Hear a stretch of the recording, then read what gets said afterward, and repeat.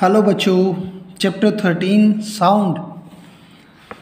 आप अलग अलग तरीके की साउंड सुनते हो, बर्ड्स की चिरपिंग सुनते हो, स्कूल की बेल सुनते हो, डोर बेल सुनते हो, तो ये सब साउंड ही हैं। ठीक है, तो इसी के बारे में आज हम पढ़ने वाले हैं। और आपके जो म्यूज़िकल इंस्ट्रूमेंट्स हैं ये सब भी साउंड कर रहे हैं।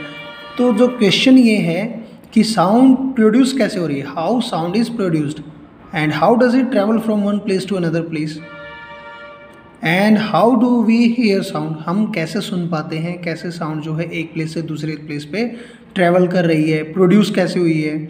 और किसी इंस्ट्रूमेंट की साउंड जो है लाउडर होती है दूसरे किसी इंस्ट्रूमेंट से, तो वो कैसे होती है। सबकी एक जैसी साउंड क्यों नहीं है, कोई किसी की साउंड जो है वो वीकर होती है, किसी की लाउडर होती है। तो इस तरीके के जो क्वेश्चंस है वो हम इस चैप्टर में पढ़ने वाले हैं। So sound is produced by a vibrating body. The first question was how sound is produced, कि साउंड प्रोड्यूस कैसे हो रही है। तो बच्चे आंसर ये है कि साउंड जो है एक वाइब्रेटिंग बॉडी से जनरेट होती है, प्रोड्यूस होती है।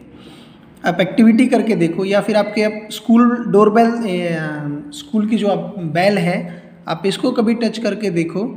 जब ये यूज़ में ना हो तो उस टाइम पे क्या होता है कि वो कोई वाइब्रेशन नहीं कर रही होती है, वो स्टेबल होती है। लेकिन जैसे उस पर हम कोई हथौड़े से मारते हैं तो वो वाइब्रेट करना शुरू कर देती है। जब हम हथौड़े से मार के उसको फील करेंगे हल्के हाथ से, तो वो वाइब्रेट कर रही होती है उस टाइम पे। तो इसका मतलब ये है कि वाइब्रेशन की वजह से वो साउंड कर रही है। ठीक है, आप एक्टिविटी करके देख सकते हैं। घर पे कोई मेटल प्लेट हो या कोई फिर पेन हो, है ना, उसको आप हवा में लटका के और उस पर हल्के से डंडा मारो तो उसमें से साउंड आएगी। और साउंड आएगी तो साथ के साथ आप उसको हल्के से टच करके देखोगे तो वो वाइब्रेट कर रहा होता है उस टाइम पे। तो यहाँ से प्रूव होता है कि वाइब्रेशन की वजह से ही साउंड होती है। और अगर आप जल्दी से इसको पकड़ लो, आप जैसे आपने इसको डंडे से मारा हो, हिट किया और एकदम से इसको टाइट हाथ से पकड़ लिया पेन को, तो क्या होगा कि वाइब्रेशन बंद हो जाएगी एज वेल एज साउंड भी इसकी बंद हो जाएगी साथ के साथ। मतलब वाइब्रेशन थी तो साउंड थी, वाइब्रेशन बंद तो साउंड भी बंद। और एक्टिविटी करके देखो, ज्योमेट्री बॉक्स ले लो, एक रबर बैंड इसके ऊपर ऐसे यहाँ पे लगा दो और इसके नीचे 2 पेंसिल डाल के इसकी रबर को खींच के छोड़ दो। तो जैसे ही ज्योमेट्री को वो स्ट्राइक करेगी वाइब्रेट होगी और वहाँ से भी साउंड जनरेट होगी। तो ये वाइब्रेशन क्या है बच्चे, आपने 7th क्लास में पढ़ा था, द टू एंड फ्रो और बैक और forth motion. To and fro मतलब ऐसे ऐसे ऐसे ऐसे जाना, आगे पीछे, बैक एंड फोर्थ। ठीक है, आगे पीछे होना। मोशन ऑफ एन ऑब्जेक्ट, किसी ऑब्जेक्ट का ऐसे ऐसे मोशन होना, आगे पीछे मोशन होना, उसे वाइब्रेशन कहते हैं। When A lightly stretched band is plucked it vibrate and produce sound. जब कोई लाइटली वेट का जो बैंड है उसे प्लक किया, खींचा और छोड़ा तो उसने वाइब्रेट किया और साउंड प्रोड्यूस करी। और जब ये वाइब्रेट करना बंद कर देगा तो साउंड भी ऑटोमेटिकली बंद हो जाती है। और एक एक्सपेरिमेंट करके देखो, एक मेटल डिश ली, कोई पैन ले लिया या कोई कटोरी या कोई थाली ली, उसके अंदर थोड़ा सा पानी डाला और उस पर चम्मच से स्ट्राइक किया। Strike it with help of a spoon, what we will see will hear a sound and the water in the metal dish will start vibrating. तो इसके अंदर वाइब्रेशन दिखेंगी पानी के अंदर और एक साउंड भी आएगी। तो जब तक साउंड आएगी वाइब्रेशन होती रहेगी, वाइब्रेशन बंद हो जाएगी, साउंड भी साथ के साथ बंद हो जाती है। ठीक है, और we see that a vibrating object produce sound in. तो हमने इन एक्टिविटीज से देखा, जाना, महसूस किया, हमने फील किया कि साउंड जो है वो वाइब्रेटिंग बॉडी या वाइब्रेटिंग ऑब्जेक्ट से ही जनरेट हो रही है।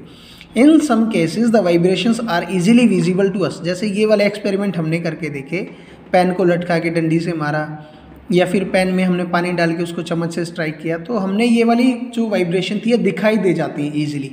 तो यहाँ पे तो कंफर्म हो गया कि वाइब्रेशन की वजह से जो है साउंड जनरेट हो रही है। लेकिन कहीं कहीं पे ऐसा होता है कि वाइब्रेशन बहुत ही छोटी होती है, बहुत स्मॉल एम्पलीट्यूड होता है। जैसे कि मैं पेन को वाइब्रेट कर रहा हूँ, आपको पता भी नहीं चलेगा कि ये वाइब्रेट कर रहा है। बहुत स्मॉल अमाउंट होती है वाइब्रेशन की, लेकिन साउंड फिर भी आती है।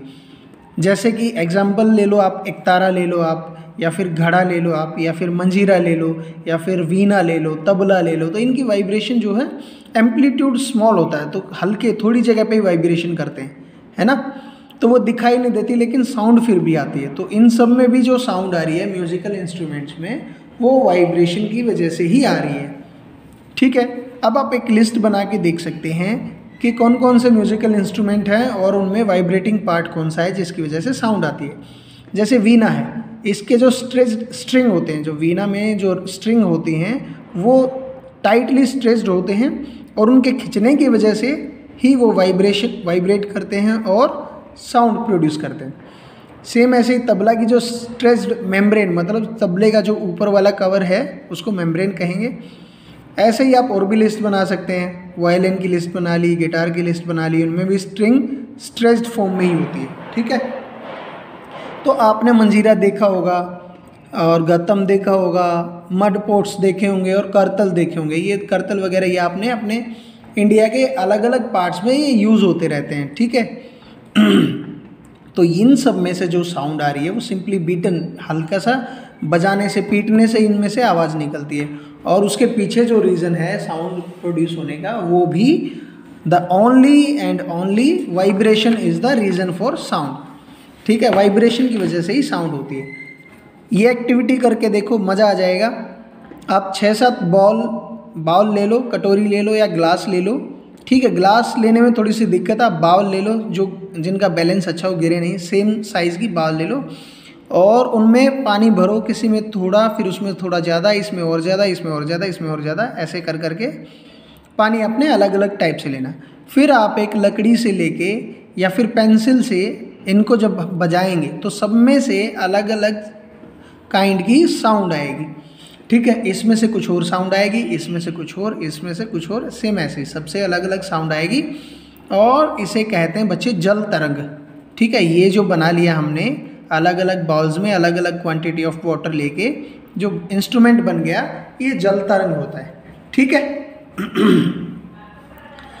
अब सीखने वाली बात यह है कि when we pluck the string of an instrument, किसी इंस्ट्रूमेंट की जब हम स्ट्रिंग को खींचते हैं, जैसे वायलिन है या गिटार की स्ट्रिंग को जब हम ऐसे बजाते हैं, खींचते हैं, the sound that we hear is not only that of the string. तो उस एक स्ट्रिंग की साउंड नहीं होती है बच्चे, वो पूरे इंस्ट्रूमेंट की तरफ से साउंड आती है। ठीक है, नहीं तो हम एक स्ट्रिंग को वैसे ही ना खड़ी करके टाइट खींच के बजा दें, वो फिर उस इंस्ट्रूमेंट की वजह से साउंड नहीं हो रही है।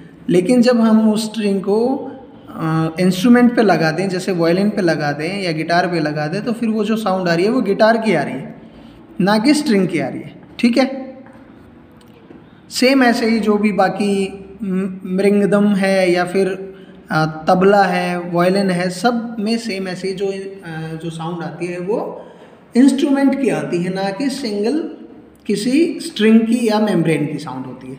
ठीक है बच्चे, तो आज के लिए बस इतना ही, पढ़ाई करते रहें, बाय बाय।